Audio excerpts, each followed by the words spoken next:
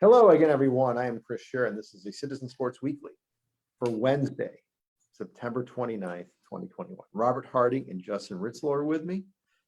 Not in the building with me. I mean, they're in their own places, but one of these days we got to do a video with the three of us together, someday.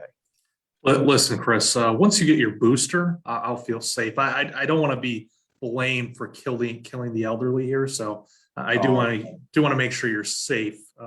So I do want to make sure you get your COVID booster before I'm around. Well, the thing is, I got Moderna, so it's going to be a long time before I need a booster, but whatever. Not that long. All right, so here's what we're going to do. We're going to pick 4 NFL games. But before that, we're going to look back at week 3 and look ahead to week 4 quickly. So for me, last week, I think the takeaway I get is that there's kind of like a changing of the guard in some ways. The Bengals beat the Steelers from Ben Roethlisberger. I read a story that compared him to Y.A. Tittle at the end there, back in Y.A. Tittle, the former Giants quarterback of 1963, that famous photo where he's kneeling, actually in Pittsburgh. He got intercepted and his helmet got knocked off and his forehead was bloodied, and one of the greatest football pictures of all time. But the Bengals, like I said, they beat the Steelers they don't win in Pittsburgh that often. And there was another game where I thought there was a changing of the guard kind of thing, and I'm drawing a blank on it now, and hopefully it will come to me in the next few seconds. But it just seems like some teams that have been perennial also-rans are starting to. Whoa, hold on. Nope, it wasn't that one. Nope, I'm sorry. I'm drawing I should have wrote notes down. This is great television here. Chris trying to figure it out on the fly. Yeah, hey, this is amateur hours. Somebody I know said once. But it just seems like there's a changing of the guard. It just seems like, yeah, we still have some powers and everything, the typical powers in both conferences. But, I know, the Chargers beating the Chiefs. I mean, don't get me wrong, not that it was a shocker, but still, I mean, usually the Chiefs find a way to beat the Chargers. Usually the Chargers find a way to beat the Chargers, time management, stupid plays. So you're just kind of curious whether some of these teams that have been, secondary teams the last few years, like the Bengals and the Chargers, are actually starting to turn things around. I'm not saying that Kansas City is declining. They're not, but they're not as powerful as they were last year, 2 years ago. So for me, that's really my takeaway.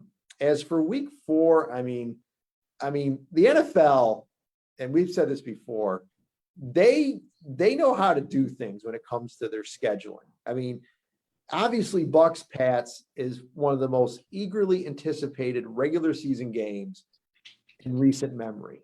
Okay. And how fitting is it that Tom Brady is going to try to surpass Drew Brees as the NFL's all-time passing yard leader? And all he needs is 67 yards to do it. I mean, he could get this thing done before halftime easily, maybe before the end of the first quarter. So it's just the NFL. I mean, those guys who make the schedule there, they know what they're doing. And I think that's going to be a great matchup on Sunday Night Football. I think that's probably the regular season game that we've all been looking forward to more than any other in a long time. I wish it was a little deeper into the schedule, maybe in November, December, not October, barely October. But it's just going to be an amazing game. The atmosphere is going to be pretty cool. And of course, as we know, friend of the program, Bob Sosi, will be broadcasting the Patriots play-by-play on Sunday night. And it'll be fun to hear some of his calls later on. So, all right, your guys' takes, takeaways, and look aheads for this week and last week. Go ahead, Justin. Well, I was wondering when you were, humming along there, wondering which other changing of the guard you were referring to. If you were going to bring up the Chiefs and Chargers, I don't know if that's so much a changing of the guard as like the Chargers finally have some legitimacy. Like, some of us have been pounding the table for that team for a few years, noting all the talent. And of course, the one time when I pick against them is when they actually come through. So thanks a lot, Chargers. But I think that this just goes back to something I've been saying for a few years, which is that you know, everyone, the moment that Patrick Mahomes jumped onto the scene and threw 50 touchdowns, and then the Chiefs won the Super Bowl the following year, everyone was so quick to say, oh, Mahomes, greatest quarterback of all time. He can't be beat. Oh, the Chiefs, they're going to reel off a run of, 5 Super Bowls in 7 years. And it's just not how the NFL works. Teams around the Chiefs get better. And that's not just the Chargers. That's the Raiders too, who are off to a 3-0 start. They beat your Dolphins this weekend, Chris, as you surely know. So it is so difficult to keep that high standard year after year after year when players in the NFL age quicker than other sports. 30 is considered like old in the NFL. Whereas a lot of other sports, you're just kind of entering your prime. Obviously, injuries play a huge factor. And then defensively, like I've seen this as a Packers fan, it is so difficult to build a good defense for 1 year, let alone trying to do it year after year after year when you have a quarterback who makes a lot of money, which Patrick Mahomes does now. So I just think that it was foolish then to just pencil the Chiefs in for all these Super Bowls. And Sunday was an example why.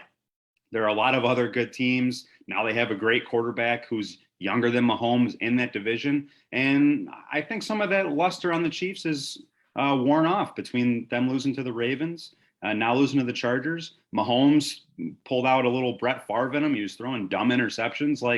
I just think a couple teams have kind of knocked the Chiefs off the pedestal. And maybe we just need to be more aware as football fans that, hey, they're not going to be the next Patriots, most likely. They're not going to be like a team that's in the Super Bowl every single year because it's way too tough. So we'll see. I think the Chiefs will be fine. I don't expect them to stay in 4th place in the AFC West all year, but they're not going to be the dynasty that everyone said they were going to be, or the greatest team of all time that everyone said they were going to be. All right. Anything looking ahead to week 4, Justin? I want to talk about Patriots Bucks, but I'll save that for when we actually pick the game. All right, Robert, go ahead. Yeah, looking back at week 3, I won't beat a dead horse with the Chiefs, but I'll just say this: that to Justin's point, I think it shows that you can build a great offense in the NFL, but you still need to have some semblance of a defense there. You look at the games that they've lost this year, and really yes, the offense has made, I would say uncharacteristic mistakes, but, in past years, they've been able to cover up for that just because of how explosive they are. And they've had a decent defense to back them up, especially last year. That defense was, I think, the best defense they've had during this run here for them over the last few years. And now it certainly has taken a step back. They have good players on that defense, but I think that defense certainly has regressed. It reminds me actually of the Bills defense last year, because coming into 2020, there was, a lot of hype around the Bills and, will Josh Allen take that next step? And he did. And no one thought the defense will be just as good as it was the year before, which that was a Super Bowl caliber defense back in 2019. What happened in 2020? Defense takes a little step back there. Fortunately, they've gone back to form this year. But really, what I wanted to talk about week 3 is looking at that Green Bay San Francisco game. I know that our pal Ritz doesn't want to come off as a homer here, talk about his boy Raj, but that was and I saw someone tweet this or say this, that when they show the reel of Rodgers' Hall of Fame career, that last drive will be included, and I certainly agree with that.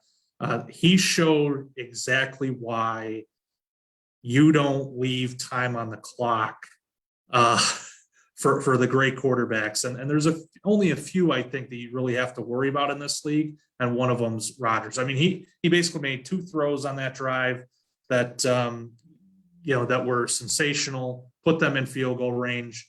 Mason Crosby comes out, makes the kick, great thing. But I also want to talk about the other side of the ball. Shanahan, I get that in that play, yes, it's a little bit tough, but I think you need to have better situational awareness and know that you have 3 timeouts.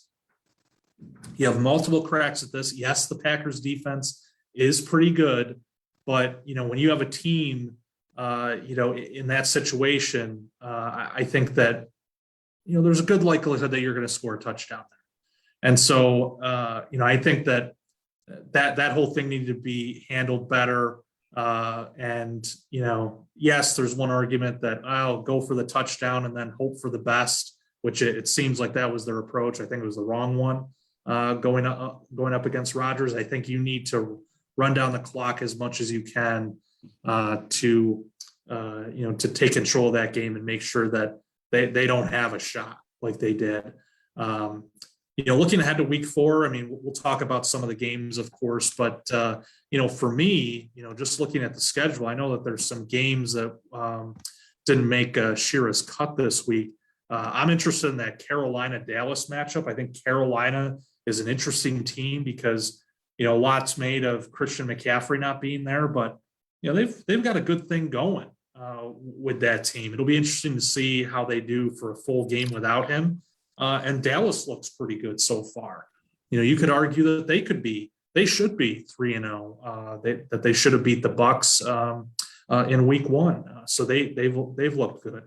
And then, the Vegas Chargers game, on Monday night, that's going to be an excellent game. I think, the Chargers showed last week against the Chiefs what they can do. The Raiders have impressed. I think they're in a little bit of a different situation than the Denver Broncos. The Broncos have, beaten up some inferior opponents, I think, but with the Raiders, they beat the Ravens, last week beating your Dolphins, Chris. And now they get a shot at the Chargers here to really make another statement. So great start to the season for the Raiders. Curious to see how the Chargers do in that game as well. Should be a good one. Yeah, no, well, look, you can only pick 4 games. So I picked the 4 that I thought were the best, but obviously next week it'll be your turn and you can pick. So, all right. So let's get to the pick. So our first game, Cleveland, 2-point favorite at Minnesota. Minnesota had a pretty good win last week. A little bit of a surprise there, I guess. I think I picked against them, but yeah, I did pick against them last week. I picked the Seahawks. So I think they're a home favorite. They're a home underdog. Cleveland, I'm still not sold on them. I mean, outside of the division, and I just have a feeling that Cleveland is going to lose this game, and the Vikings will cover -2. So I'm going with the Vikings. Go ahead, Robert. Yeah, this is a tough one because the Vikings, certainly have played better than their record suggests. Obviously, that game against Seattle, Seattle, I think should have won that game, but the Vikings just outperformed them down the stretch and poured it on. I think the Browns are a little bit tough to figure out. They did rough up the Bears last week, but the Bears were starting the rookie Justin Fields. I think that it showed what that defense can do. I think they've kind of underperformed so far this year, but you're going up against Justin Fields. It's tough to say. This is a tough one for me, but I am going to go with Cleveland. I think that they are the better team here. I just don't trust Kirk Cousins this much, and especially against that pass rush that Cleveland has. Cousins is a statue back there. I think that'll be the difference in this game. Justin. Well, Chris, the Vikings winning last week wasn't a surprise to all because I did pick them. So Yes, give credit where credit is due. But no, it's kind of the same logic I had with them against the Seahawks. Is they're a home underdog, but they have as good of an offense as anyone in the league. 2 great receivers. They beat up on the Seahawks without Dalvin Cook. Madison stepped in and had a nice day, and Dalvin Cook should be back this week. And I do think the Vikings have some playmakers on defense. I don't think it'll be as good as it was, a few years ago when they won the division, but it's good enough to keep them in games, especially against an offense that I think is a little limited. Like the Browns are not the most electric passing attack. They obviously focus on running the ball, and I'd like to see what they do when a team shuts out that running game, if such a thing is possible. I'm not saying the Vikings will do that, but I just think the Vikings have so many weapons that whenever they're underdogs at home in a tough place to play, I'm probably going to take them, which is the case this week. I'll take Minnesota. All righty. Our next game is the Arizona Cardinals going up against the LA Rams. Again, the NFC West, obviously the best division in football, and the Rams are just coming off a great win last weekend. The Cardinals came back and had to beat Jacksonville. I mean, that was my survivor pool pick last week, and I sweated that one out. But they found a way to win. That's for sure. But, I think this is the Rams' year. They're the best team in the NFC, pound for pound. And I like the Rams, 4-point favorite at home. I think they cover. I think they win by a touchdown. So I'm going with the Los Angeles Rams. Go ahead, Justin. Yeah. Everyone is crowning the Rams, of course, after 3 weeks, because, it's not like we do this every year where we decide, oh, such and such is the MVP. Like, hey, Matt Stafford, oh, he's by far the MVP choice this year. That worked out great for Russell Wilson last year. Hey, credit to the Rams. They're playing great so far. They knocked off the Bucs in a game that was a 10-point difference. It wasn't nearly that close. They have a good team, and they're going to be in the mix at the end. But I'm not going to. I'm going to pick the Rams here. To be clear, I don't think the Cardinals are deserving of a 3-0 record. I don't trust Cliff Kingsbury as far as I can throw him. So I'm totally fine with the Rams being everyone's darling for the first 3 weeks of the season, and I don't think this is going to be the team that tests them. But let's pump the brakes on, they're by far the best team in the NFC or the league. A lot of ball game left. They do have to come to Lambeau Field in November, a game I'm sure we'll talk about when that comes. But for this game, yeah, I'll take the Rams. Right. But let's pump the brakes on best team. It's early. Yeah, my feeling here is that when you look at the Cardinals' schedule, they beat the Titans in week 1. Of course, we've seen what the Titans have done, in the last couple weeks here. They seem to have found their rhythm again. That week 1 game, to me is kind of a throwaway. I point to how the Bills did against the Steelers. Everybody's scratching their head now, especially after the way the Steelers have played the last couple of weeks. But and then the Cardinals, they eke out a win against the Vikings, and then the Jaguars game. They got some help there from Trevor Lawrence thrown to the other team. So I think that the Cardinals are a good team. I think they're definitely going to be in the conversation when playoff time comes around, because you look at that NFC and it's not great. When you look at a lot of those divisions, so the Cardinals could definitely get a wild card. But to me, it's not even about the Rams offense. It's about the defense. The thing that stood out to me most in that game against the Bucs is just how much they punished the Bucs offense. They made Gronk look like a 160-pound receiver out there, hitting them and sending them off the field because he had a boo-boo on his ribs. And that to me spoke volumes for how this team is different. This defense is putting it all together. They got the best defensive player in the league, Aaron Donald, Jalen Ramsey, one of the best corners. And then they have, these guys that they might not have the biggest names, but they can certainly lay the lumber and they can cover well. And they can get to the quarterback too. So I think Kyler Murray is going to be in trouble in this one. And I think the Rams will win and cover this spread here. All right. We all are going with the Rams. All right. Our next game is the Seahawks, of who we've talked about a little bit, at the Niners. Niners are 3-point favorites. I mean, look, this is a game. This game to me could literally be a pick'em. I mean, it is a coin flip type game. I mean, these teams are so evenly matched, in my opinion. And I'll tell you, I waffled on this game. I've gone back and forth, and I know the team I pick is probably going to be the team that's going to lose. So I'm going with Seattle. I think Seattle can pull off the upset or at least cover the 3 points. Russell Wilson as a road underdog. I kind of like that. And the Niners, I mean, look, they almost knocked off the Packers last week. They're a very good team. There's no doubt about it. I did pick the Niners to beat the Packers last week, but division game, I like to use cliche, familiarity. I'm going with Seattle to cover the -3 against the Niners. Go ahead, Robert. After that Packers game, I mean, look, the 49ers should have won that game. I think, it really came down to clock management, some better coaching decisions. That 49ers team is a bit of an enigma in my eyes, because, Shanahan, I think is a good offensive mind. I think, he needs some work in some areas of coaching for sure. And they have Jimmy G at quarterback. And, that's always a bit of a question mark with him under center. But, I did see a stat recently that, the 49ers record is pretty good with him under center. And I just don't trust Seattle, especially as a former Russell Wilson fantasy owner. This is a guy that, it was September, but the calendar's turning and it's not his time anymore.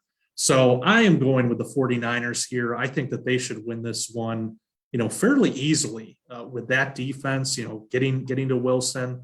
And then on offense, they have these guys like Deebo Samuel, great weapon. They have some banged up running backs, but they always seem to find a way to run the ball. I just trust the 49ers more in this one. All right. Justin? Well, Robert, first, I disagree with your assessment that the 49ers should have won last week. Yeah, hey, if you're getting assistance to the extent that they were from the officials, not that the Packers didn't have a couple calls go their way, but come on, that should have been a 10-point game that Jerome Boger decided to insert himself into to make it close. And you can tell how disappointed Al and Chris were on the call that the Packers came back and won. But I digress. This is going to be a fascinating game. Like Chris, I'm kind of waffling on who I want to pick because I don't trust that Seattle defense, and I feel like Kyle Shanahan can toy with that side of the ball. But at the same time, Russell Wilson has a really good track record playing at San Francisco. And quarterbacks as good as him don't tend to lose back-to-back weeks. But I don't know, they put up 17 points last week. Russell Wilson's still kind of adjusting to a new offense. I don't know if Seattle has it in them to kind of, the thing with Green Bay last week is they didn't have their offensive line was kind of in shatters. They were playing a bunch of backups. And so they were just like, hey, we have Aaron Rodgers. We're going to spread him out, and we're going to utilize the quick game. Well, I don't know if the Seahawks are equipped to play that way. That's just never been Russell Wilson's game. He likes to sit back there and scramble around and not get the ball out quick. So that kind of tells me that the Niners defensive line is going to get after the Seahawks, and Russell Wilson's going to have a tough day. So tough one. I wouldn't be surprised if this ends up being a push. But I guess I'll go with the Niners because they're home, and I just like that defensive line. Well, I agree with you, Justin. This game could be a push. I mean, it's just one of those games that just screams a 3-point game. So, all right, our last game, and then I think we saved the best for last. At least the best matchup on paper. From the standpoint of hype and everything. So the Buccaneers, 7-point favorites at New England. Belichick and Brady reunited, and will it feel good? Well, for one of them it will, and the other one it won't feel good. So, I'll tell you, when was the last time the Patriots were a 7-point home underdog? And it has to be at least over 25 years. I mean, I can't remember the last, maybe one of the Tom Brady suspension games with Deflategate, maybe the Patriots could have been a home underdog that's this much, but this is a big number. And if anybody could stop Tom Brady, we know Bill Belichick's a pretty good defensive, coach that could do it. But there's a part of me that really thinks that Tom Brady wants to stick it to Belichick. Okay. Now, Robert Kraft, that's another story. and I think Ron Gronkowski wants to stick it to Belichick too. So I think the Buccaneers coming off a loss, they need this win badly. I think that the Buccaneers are going to go in and they'll cover the 7 against the Patriots. It's a big number. I'll tell you, it's tempting to pick the Patriots to cover, lose, but cover, but I'm going with Tampa Bay to win and cover -7. Go ahead, Justin. Chris, I don't want to pick on you because this has been something that several people have said online. NBC is promoting it this way, that this Sunday night game is the most anticipated regular season NFL game in the longest time, maybe ever. And I'm sorry, but I'm not buying that because I watched Brett Favre come back to Lambeau Field after a summer of drama, playing with a division rival with, here's the key part, 2 teams, the Packers and the Vikings, who both had Super Bowl aspirations. So the issue with this game is that I don't think the Patriots are very good. And I don't think the Patriots have a very good quarterback. So aside from like the pregame BS, look, it's Tom Brady on the field. Is he going to interact with Belichick? Blah, blah, blah. Who knows? I guess that's interesting. But once the game starts, like this is I don't think this is a very good matchup. I don't know how the Patriots are going to move the ball. And this is against the Buccaneers defense that's really banged up in the secondary. You saw that last week with how the Rams exploited them. But the Patriots just don't have the horses. They don't have good receivers. They don't have a good quarterback yet. Mac Jones is inexperienced. We'll see. But I think this is going to be the Buccaneers in a walk. I have a lot of respect for Bill Belichick. I hope that people don't, if this goes the Buccaneers' way, frame this game as, oh, look, it was Brady all along. Well, no, Bill Belichick built a lot of great defenses, but let's be honest, he doesn't have the quarterback right now. So, I don't see Brady losing back-to-back games. 7 points is a lot, but I'll go with the Buccaneers here. All right. Robert? Yeah, this is a really dog shit game to pick. To be honest, I think, come on. I mean, I think I think the hype surrounding it is is what it is. I mean, it's what we expected. I mean, everybody wants the Brady Belichick angle, Brady going back to Foxborough, this and that. But from a football standpoint, it's one of the worst games of the week. I think Tampa Bay should. I am picking them to cover the spread here. I think that they'll win in a blowout. You look at New England and, for coming in with so much hype surrounding them that, oh, here's Belichick, his great rebuilding opportunity. He's got Mac Jones. There was a lot of hype around him this year coming in that, he was the guy, he can get things done right away. And he's been a dog for 3 weeks. The defense is the defense. I think it's played pretty solid, but this is a team that only beat the Jets, and that wasn't a huge blowout against one of the worst rookie quarterbacks I've ever seen, and that's saying something. I used to watch J.P. Lossman play, and then you look at last week for the Patriots and. They lose to the Saints and they just didn't look good. They didn't look like they could move the ball, and they lost to your Dolphins, Chris, which is saying something because that team looks like like they're headed to trash. Go ahead, take a shot. So I think I knew you'd find a way to circle in and take a shot at him. Go ahead. I already did. Yeah, I do. So, I mean, here we are with with this game. And look, as I said, I understand why it's a big deal, but there is nothing about what's going to happen on the field that I think will be interesting in this one. This is all about the past. This is all about Brady, Belichick, the New England teams of the past. Seth Wickersham releases a book, that perfectly timed to come out this week. I think that just piles on and adds to the pregame hype. But, that's where that part of it ends. My interest in this game. It's not going to be a very good game. I don't think. I'd be surprised if the Patriots managed to put up any more than, 14, 15 points in this one. The Bucs should win in a blowout. Okay. Well, I'm sorry that I picked this game, but come on. It is the game that everybody's talking about. In your so. defense, Chris, I don't blame you for picking this game. I would have picked it too. I just think that the general media in terms of how they're hyping up this game, I don't think the actual matchup warrants it. But I definitely would. I understand putting in the pick 4. Absolutely. Oh, I'll tell you this. Now that I think about it, I know why the NFL. I just answered one of my questions from earlier. I know why the NFL scheduled this game for week 4, not later on, because they have a hunch that New England by November, December may not be that good a team in the game. They're going to be like 500 or under 500. So you might as well do it early when both teams are still in contention and everything. So I kind of get it now. So I'll present this to the panel. I wonder if the Patriots screwed up getting rid of Cam Newton. I'm just throwing it out there. I mean, I get it. Like Mac Jones, you spent a first-round pick on him, but we've seen how rookie quarterbacks have fared this year. They can say all they want about how, Mac Jones, he looked like he was ready in the preseason, blah, blah, blah. The preseason's fake. All I know is that Cam Newton, when he was healthy last year, that offense looked like a lot of fun, and it was very successful.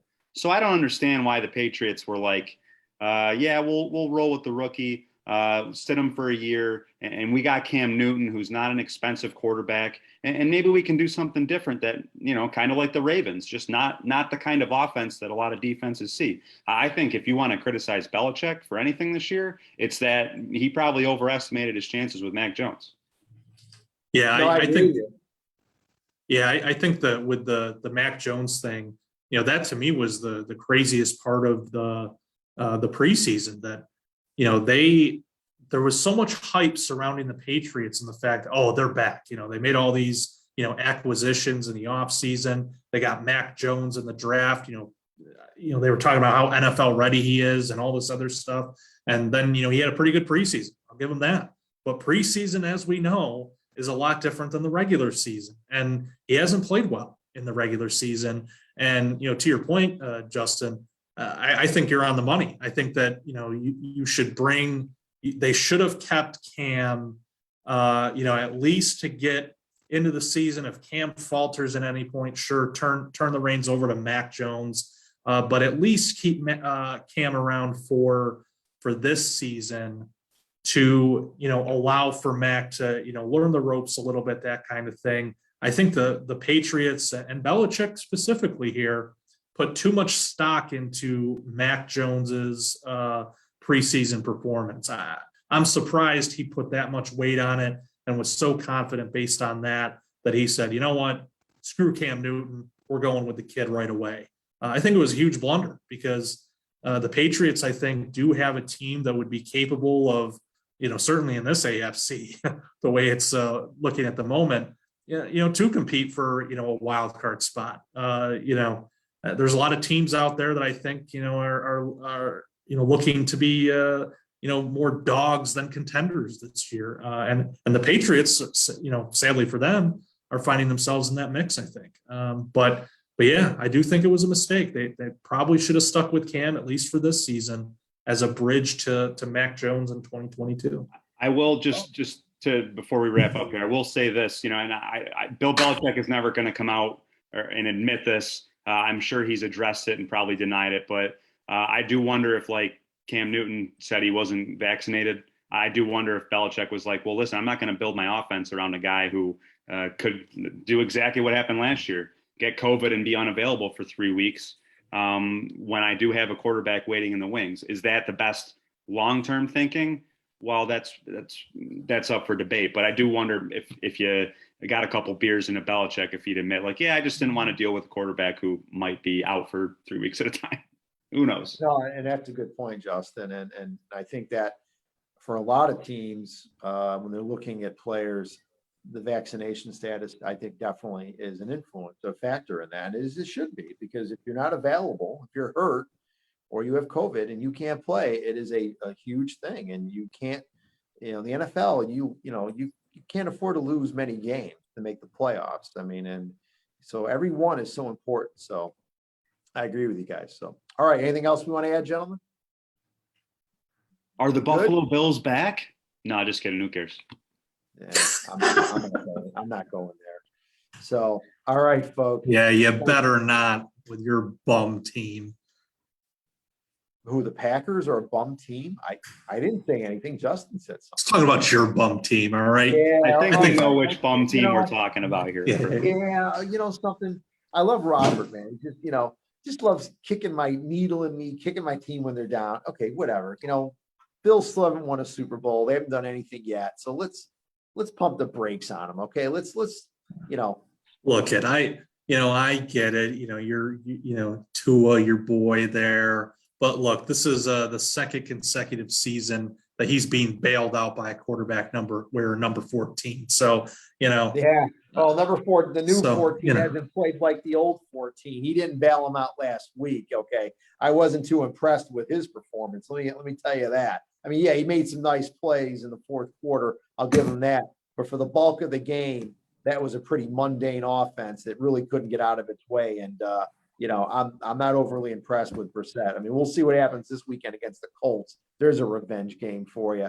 But again, so all right, guys, let's wrap this up. Folks, thanks for joining us. Enjoy the games, and we will see you next week.